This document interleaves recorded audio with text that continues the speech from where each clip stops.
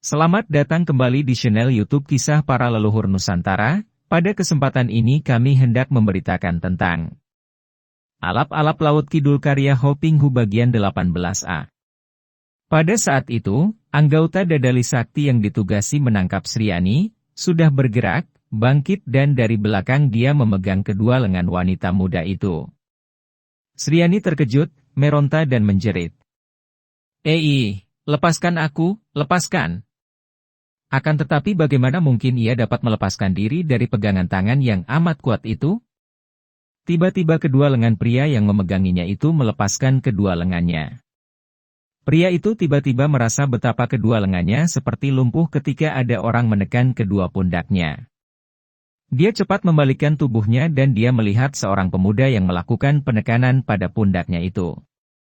Pria itu marah akan tetapi Aji, pemuda itu, sudah menggerakkan tangan kirinya menampar. Plak! Tamparan itu mengenai bawah telinga kanan dan pria itu roboh tersungkur dan tidak mampu bergerak lagi karena sudah pingsan. Pada saat itu, Raden Wiratma sudah mendesak Sumanta dengan serangan bertubi-tubi. Serangannya jauh lebih dahsyat dibandingkan serangan Badrun tadi. Sumanta berusaha mati-matian untuk menghindarkan diri dari desakan itu dengan mengelak dan menangkis. Akan tetapi tetap saja ketika tangkisannya meleset, tangan kiri Raden Wiratma yang mencengkeram ke arah leher Sumanta itu mengenai ujung pundak kanannya. Bret! Baju bagian pundak itu robek berikut kulit ujung pundak sehingga mengeluarkan darah dan tubuh Sumanta terhuyung ke belakang. Raden Wiratma terkekeh. Hehehe, mampus kamu! Katanya dan dia melompat ke depan, tangan kanannya menghantam ke arah perut Sumanta yang sedang terhuyung. Wut! Duh! Raden Wiratma terkejut bukan main, menyeringai dan dengan tangan kirinya dia memegang dan mengelus-elus pergelangan tangan kanannya yang rasanya seperti patah. Nyeri kiut-miut sampai ke jantungnya. Dan di depannya telah berdiri seorang pemuda yang tadi menangkis pukulannya kepada Sumanta, pukulan yang akan mematikan lawannya itu. Pemuda itu adalah Aji yang cepat menolong Sumanta ketika melihat pemuda itu terancam bahaya maut. Keparat! Kalian curang, mengeroyok aku! Bentak Raden Wiratma sambil menudingkan telunjuknya ke arah muka Aji. Aji menoleh kepada Sumanta. Sobat, lindungilah istrimu. Mendengar ini Sumanta menghampiri istrinya yang segera merangkulnya. Lalu Aji menghadapi Raden Wiratma. Siapakah yang curang dan tidak tahu malu? Kalian tadi mengajukan jago kalian Badrun untuk menandingi Sumanta dengan janji kalau Sumanta keluar sebagai pemenang kalian akan membebaskan suami istri itu. Akan tetapi setelah Sumanta menang, engkau malah menyerangnya dan anak buahmu hendak menangkap istrinya. Beginikah watak orang-orang Dadali Sakti? Sudah kudengar bahwa kalian adalah orang-orang sombong yang suka memaksakan kehendak sendiri, melakukan penindasan dan ternyata memang benar. Kalian hendak membunuh Sumanta yang tak bersalah dan merampas istrinya. Mana dia Banuseta? Ketua kalian itu tentu luar biasa jahatnya maka memiliki anak buah yang begini keji. Raden Wiratma marah bukan main sehingga melupakan kenyerian lengannya. Tangkap bocah ini. Bunuh dia. Bentaknya memberi isyarat kepada para anak buah Dadali Sakti. Setelah memberi aba-aba ini, Raden Wiratma sendiri, seperti biasa watak orang-orang sombong yang selalu meremehkan orang lain, sudah mencabut kerisnya. Ternyata kerisnya itu terbuat dari sejenis besi yang warnanya hitam. Aji mengerutkan alisnya. Besar sekali kemungkinannya bahwa keris hitam seperti itu adalah keris yang amat keji dan berbahaya. Orang ini kejam dan jahat sekali, pikir Aji. Entah sudah berapa banyak orang yang menjadi korban keris seperti itu di tangan orang sejahat ini. Maka begitu Raden Wiratma menubruk dan menghunjamkan keris itu ke arah perutnya, dengan gerakan ilmu silat wanara sakti tubuh Aji berkelebat ke samping dan melewati tubuh si gendut pendek. Tahu-tahu sudah berada di belakang wakil ketua Dadali Sakti dan sekali dia menggerakkan kedua tangan yang dibuka dan dimiringkan, Aji telah memukul kedua pundak Raden Wiratma. Krek! Krek! Aug! Tubuh pendek gendut itu roboh menelungkup tak bergerak lagi karena dia sudah pingsan dengan kedua tulang pundak remuk sama sekali. Andai kata dia dapat sembuh sekalipun, tidak mungkin dia dapat mengandalkan ilmu silat dan kekuatannya untuk melakukan penindasan kepada orang lain karena selain tulang kedua pundaknya, juga otot-otot kedua pangkal lengannya ikut rusak berat sehingga dia akan kehilangan kekuatan pada kedua lengannya. Sementara itu, anak buah Dadali Sakti sudah menyerang Sumanta yang melindungi istrinya. Orang muda itu mengamuk dan karena para anggota Dadali Sakti menyerangnya dengan menggunakan senjata seperti golok, pedang atau keris, Sumanta juga mencabut kerisnya dan melakukan perlawanan mati-matian. Dia mengamuk, merobohkan beberapa orang pengeroyok dengan tendangan kedua kakinya, tamparan tangan kirinya dan tusukan keris di tangan kanannya. Aji melihat betapa Sumanta dikeroyok dan mengamuk. Dia khawatir kalau dengan kerisnya Sumanta akan membunuh banyak orang, juga dia tahu bahwa keselamatan Sumanta dan istrinya tentu akan terancam, maka dia lalu melompat dan menggerakkan kaki tangannya. Begitu dia menyerang, 4 orang pengeroyok berpelantingan sehingga mengejutkan para anggota Dadali Sakti. Sumanta, cepat ajak pergi istrimu, tinggalkanlah Dermayu agar kalian dapat hidup tentram, kata Aji sambil terus mengamuk. Setiap kali tangan atau kakinya bergerak, tentu ada seorang pengeroyok yang roboh dan tidak dapat bangun kembali. Banyak yang patah tulang atau jatuh pingsan. Sumanta maklum akan maksud pemuda perkasa yang telah menolongnya itu. Siapakah nama Andika, Kisanak? Tanyanya sambil melanjutkan amukannya. Aji, Lindu Aji. Cepat, ajak istrimu pergi, kata Aji. Terima kasih, kata Sumanta dan dia segera menggandeng tangan Sriani dengan tangan kiri, menariknya untuk diajak lari keluar dari rumah itu. Setiap ada anggota Dadali Sakti berani menghadang, dia lalu merobohkannya. Karena Sumanta tidak ragu-ragu merobohkan penghalang dengan kerisnya, maka dia dan istrinya dapat lolos. Para anggota Dadali Sakti kini mengeroyok Aji. Aji tetap berpegang kepada keyakinannya bahwa dia tidak boleh membunuh orang. Dahulu, gurunya, Ki Tejo Budi, berulang kali menasehatinya bahwa membunuh orang merupakan dosa yang teramat besar. Dan dosa pembunuhan ini akan membawa akibat yang panjang, bahkan melibatkan karma keluarganya. Aji pernah bertanya kepada gurunya tentang pembunuhan yang dilakukan manusia terhadap manusia lain dalam perang.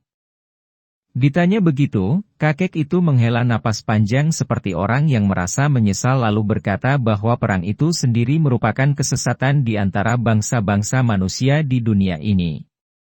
Perang timbul dari keangkaramurkaan manusia.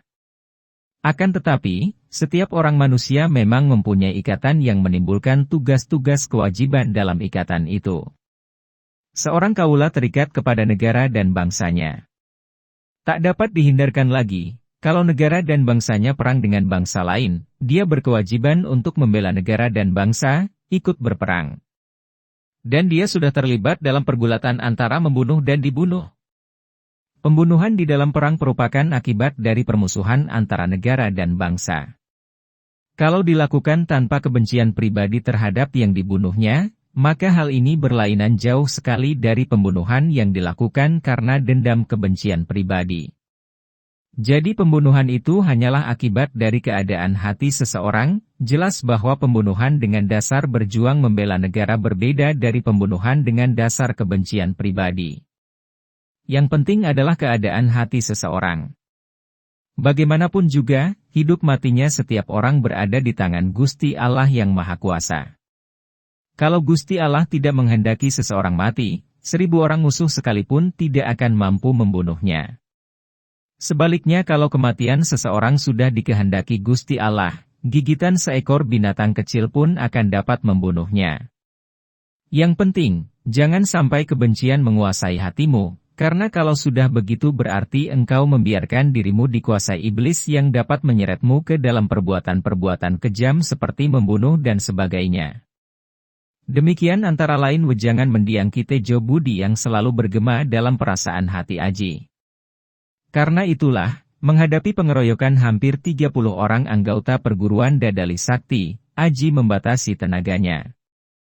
Dia tidak ingin membunuh mereka, hanya ingin memberi pelajaran agar orang-orang itu sadar akan kejahatan mereka dan dapat bertaubat. Biarpun para murid perguruan Dadali Sakti, Walet Sakti, itu memiliki ilmu silat Dadali Sakti dan mereka rata-rata memiliki gerakan yang gesit seperti burung walet, namun mereka masih terlampau lamban bagi Aji yang memiliki tingkat kepandaian yang jauh lebih tinggi.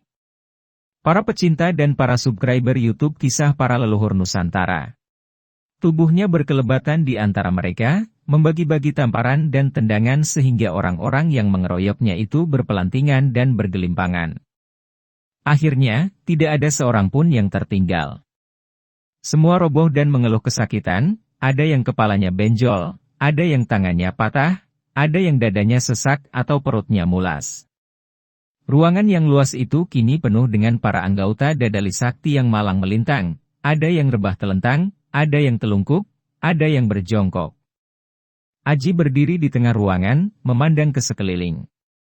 Kemudian dia berkata kepada mereka dengan suara tegas. Para anggota perguruan Dadali Sakti, dengarlah baik-baik. Kalian sekarang mendapat kenyataan dan pelajaran bahwa perbuatan jahat tidak menghasilkan akibat yang baik. Kalian menanam pohon dan buahnya akan kalian petik dan makan sendiri. Ngunduh wohing pakarian, memetik buah perbuatan. Akan tetapi kalian hanya mencontoh pimpinan kalian. Karena itu, aku menganjurkan bahwa mulai sekarang agar kalian mengubah jalan hidup kalian.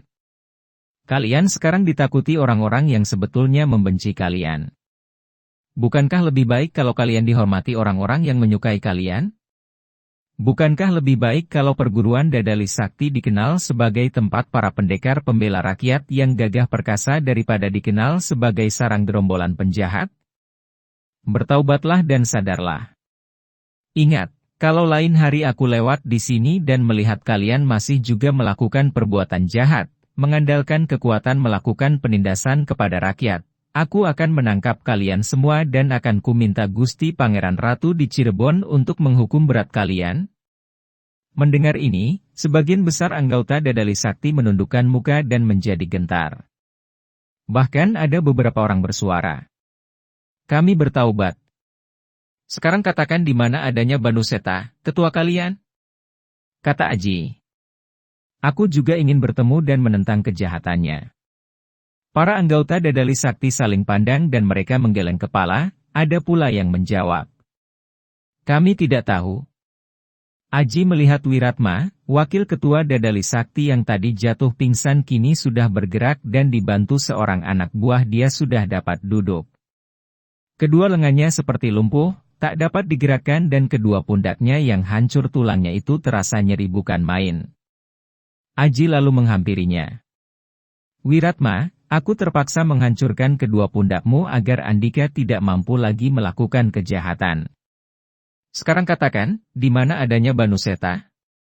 Wiratma yang masih merasa penasaran dan sakit hati, memandang pemuda itu penuh kebencian, lalu memaksa diri berkata.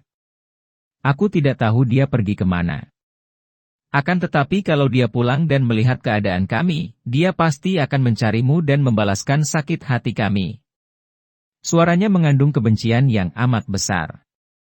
Aji menghela napas panjang. Gusti Allah Maha Kasih. Kita boleh menanam buah sesuka kita, Wiratma. Kalau Andika bertekad melanjutkan kebiasaanmu menanam pohon beracun, maka Andika sendiri yang akan memetik dan memakan buah beracun. Kalau Banu Seta hendak membalas dendam kepadaku, boleh dia mencari, aku siap menghadapinya. Katakan di mana engkau tinggal agar dia dapat mencarimu nanti.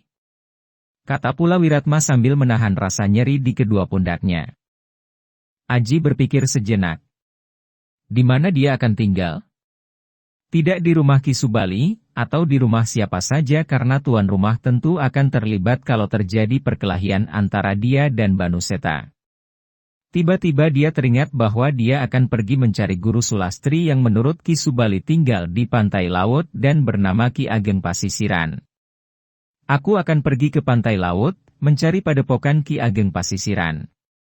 Kalau Banu Seta mencariku, suruh dia mencariku ke pantai laut. Setelah berkata demikian, Aji lalu meninggalkan rumah besar itu. Ketika dia keluar, banyak orang yang kebetulan berada di jalan depan rumah itu, memandangnya dengan mata bertanya-tanya. Mereka tadi mendengar teriakan-teriakan perkelahian yang keluar dari rumah perguruan Dadali Sakti itu. Biarpun mereka merasa heran dan ingin tahu, namun tak seorang pun berani masuk pekarangan itu. Mereka sudah mengenal kebengisan orang-orang Dadali Sakti. Aji tidak memperhatikan orang-orang itu. Dia lalu keluar dari Dermayu dan menuju ke pantai laut sebelah utara. Pondok di pesisir pantai laut utara itu tampak sepi. Ki Ageng Pasisiran memang memilih bagian pantai yang sepi, yang tidak pernah didatangi nelayan sehingga kakek yang usianya sudah 85 tahun lebih itu dapat menikmati keheningan alam yang penuh damai. Pada siang hari itu, Ki Ageng Pasisiran yang dahulunya bernama Ki Tejo Langit, duduk bersila di atas sebuah dipan bambu dan di depannya duduk Ki Sudrajat yang berusia 50 tahun lebih. Ki Ageng Pasisiran sebenarnya adalah Ki Tejo Langit, kakak seperguruan mendiang Ki Tejo Budi, dan Ki Sudrajat adalah anak kandung Ki Tejo Budi yang sejak berusia 4 tahun ditinggalkan ayah kandungnya dan hidup sebagai anak angkat Ki Tejo Langit. Mereka berdua duduk berhadapan tanpa bersuara. Ki Ageng Pasisiran yang sudah tua renta itu berulang-ulang menghela napas panjang dan beberapa kali dia menatap wajah Ki Sudrajat. Ki Sudrajat sejak tadi diam-diam memperhatikan keadaan ayah angkat yang juga uanya dan gurunya itu, merasa bahwa orang tua itu sedang memikirkan sesuatu yang membuat hatinya gundah.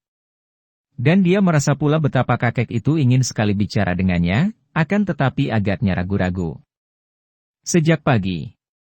Tadi keadaan Ki Ageng Pasisiran seperti itu. Akhirnya Ki Sudrajat tidak dapat menahan hatinya lagi dan dia berkata lembut dan hati-hati.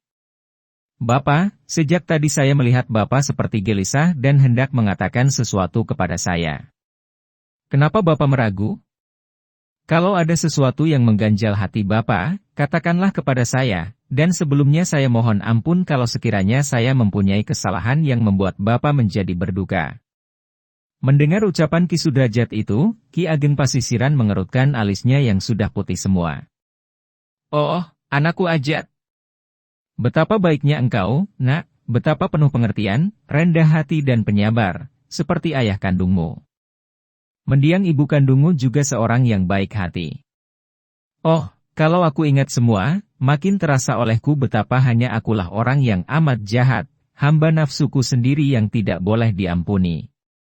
Ki Sudrajat menatap wajah ayah angkatnya dan dia merasa terkejut, juga heran melihat betapa sepasang mata tua itu basah. Ayah angkatnya, gurunya yang bijaksana itu, menangis dalam hatinya. Aduh, Bapak.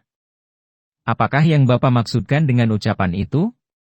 Setelah mengejap-ngejapkan mata beberapa kali sehingga 2 tetes air mata turun di pipinya dan segera diusapnya, dan menghela napas panjang, dia berkata, Ajat, terus terang saja selama bertahun-tahun ini, bahkan semenjak ibumu meninggal dunia dan aku pindah ke sini, setiap hari aku menderita tekanan batin yang berat sekali dan aku tidak ada keberanian untuk menceritakannya kepadamu.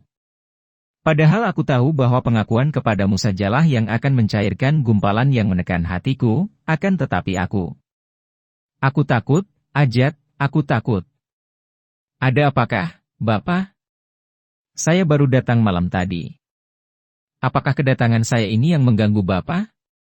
Atau barangkali anak saya Jatmika yang membuat Bapak tidak senang? Kakek itu menggeleng kepala dan menggoyang tangan kanan dengan cepat. Sama sekali tidak. Aku bahkan girang melihat engkau datang. Juga Jatmika tidak melakukan sesuatu yang tidak menyenangkan hatiku. Anak itu ingin merantau untuk meluaskan pengetahuan dan pengalaman. Hal itu baik sekali dan aku merestuinya. Tidak ada apa-apa dengan kalian. Kalian adalah anakku dan cucuku yang baik, tidak seperti aku. Bapak, bagi saya dan anak saya, Bapak adalah seorang yang paling baik, bijaksana dan penuh kasih sayang kepada kami. Kami tidak tahu bagaimana dapat membalas semua budi kebaikan Bapak terhadap kami. Engkau tidak tahu, Ajat. Engkau tidak tahu. Karena itu aku harus menceritakan semuanya kepadamu sebelum aku mati agar aku dapat minta ampun kepadamu. Juga kepada ibumu aku sudah minta ampun dan wanita bijaksana itu telah lama mengampuni aku. Akan tetapi kalau belum mendapatkan pengampunan darimu, aku tidak akan dapat mati dengan mata terpejam, anakku. Ki Sudrajat yang biasanya amat tenang itu, terkejut bukan main. Dia terbelalak memandang wajah ayah angkatnya yang baru sekarang dia lihat betapa wajah itu kini tampak tua sekali. "Bapak, mohon jangan berkata seperti itu." Dia berkata setengah berteriak karena dia benar-benar terkejut mendengar ucapan Ki Ageng Pasisiran. Kakek itu tersenyum.